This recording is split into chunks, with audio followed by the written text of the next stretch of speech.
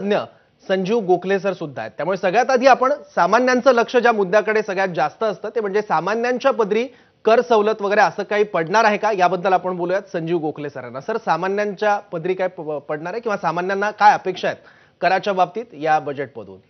कसं आहे की अंतरिम अर्थसंकल्पात फार मोठ्या घोषणा अपेक्षित नसतात. जे पूर्ण बजेट येईल त्याच्यात कदाचित मोठ्या घोषणा होऊ शकतात. परंतु गेल्या वेळेचा जर आपण विचार केला 2019 तर त्यात 5 ते 6 महत्त्वाच्या घोषणा तेव्हाचे अर्थमंत्री पियुष गोयल साहेबांनी केल्या होत्या.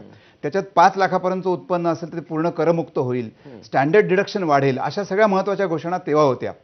त्या अनुषंगाने कदाचित सर्वसामान्यांना एक दिलासा मिळण्याच्या दृष्टीने यावर्षी अशी साधारण अपेक्षा आहे की स्टँडर्ड डिडक्शन जे 2019 मध्ये 50,000 केलं होतं त्याच्यात कदाचित वाढ होऊन ते 75,000 किंवा 1 लाख केलं जाईल, ज्याचा फायदा हा सर्वसाधारण पगारदार जो करदाता असतो त्याला मिळतो, पेन्शनर असतात त्यांना मिळतो. त्यांना एक दिलासा मिळण्याच्या दृष्टीने हे होणं आवश्यक आहे. याच्या व्यतिरिक्त गेल्या वर्षी नवीन कर प्रणाली जी होती त्याच्यात त्यांनी आमूलाग्र बदल केला होता, ती आकर्षक केली होती.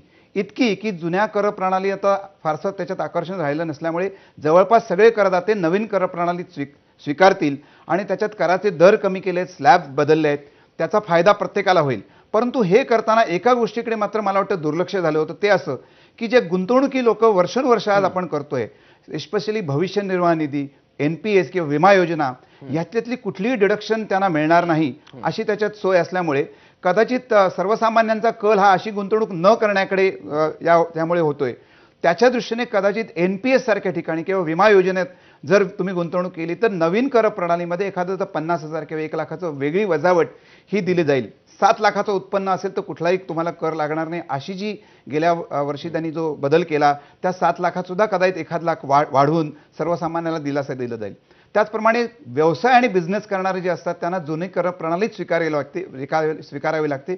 याचं कारण असं त्यांना ती बदलता येत नाही आणि त्यामुळे एखादी वजावट भविष्यात आली तर ती आपल्याला नवीन कर प्रणालीत मिळणार नाही, म्हणून जुन्यामध्येच त्यांना राहायला लागतं. अशा वेळी जुन्या कर प्रणालीमध्ये जो 5 लाखापर्यंत जर उत्पन्न असेल आणि टॅक्स लागणार नाही अशी जी योजना आहे ती पण 7 लाखापर्यंत त्याची लिमिट वाढवली तर त्याचा फायदाही या व्यवसाय किंवा बिझनेस करणाऱ्या किंबहुना छोटे व्यावसायिक आहेत त्यांना होऊ शकेल.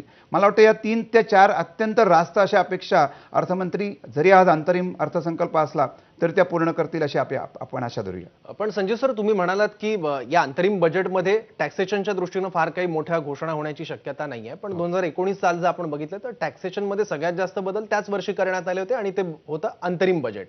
तर यावर्षी कराचा जो स्लॉट असतो त्यामध्ये काही बदल होऊ शकतात? निवडणुका आहेत, सामान्यांना दिलासा देण्याच्या दृष्टीने मला वाटत नाही, कारण गेल्या वर्षी हा महत्त्वाचा बदल झाला. नवीन कर प्रणालीमध्ये 2.5 लाखाच्या ऐवजी 3 लाखापर्यंत करमुक्त उत्पन्नाची मर्यादा वाढवली, पुढचे स्लॅबही वाढवले. म्हणजे आज 15 लाखाचं उत्पन्न असेल तर केवळ 10% म्हणजे 1.5 लाख रुपये टॅक्स भरला की आपलं काम होतं. याच्यासाठी कुठलाही कर बचत गुंतवणुकीची गरज नाही, तुम्हाला पुरावे ठेवायची गरज नाही, पुरावे सादर करायची गरज नाही.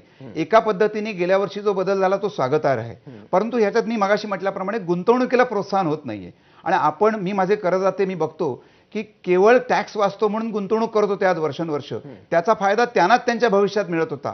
जर अशा पद्धतीने गुंतवणुकीची गरज राहणार नसेल तर ही चालना मिळणार नाही आणि अशा रीतीने सर्वसामान्य करदात्याला जर दिलासा द्यायचा असेल, तू आता म्हणाल्याप्रमाणे निवडणुकीच्या आधी तो दिलासा द्यायची एक आता संधी आहे. त्याच्यातनं दोन्ही गोष्टी साध्य होतील. सरकारचं फारसं नुकसान होणार नाही, मात्र गुंतवणुकीला चालना मिळेल, त्या करदात्याची भविष्य सुधारेल आणि शिवाय आता म्हटल्याप्रमाणे निवडणुकी तोंडावर आहेच. त्या सगळ्या दृष्टीने हा बदल होणं अत्यंत आवश्यक आहे. ठीक आहे. पुढचा प्रश्न अतुल भातखळकर तुमच्यासाठी आहे. 10 वर्ष मोदी सरकारला पूर्ण होत आहेत.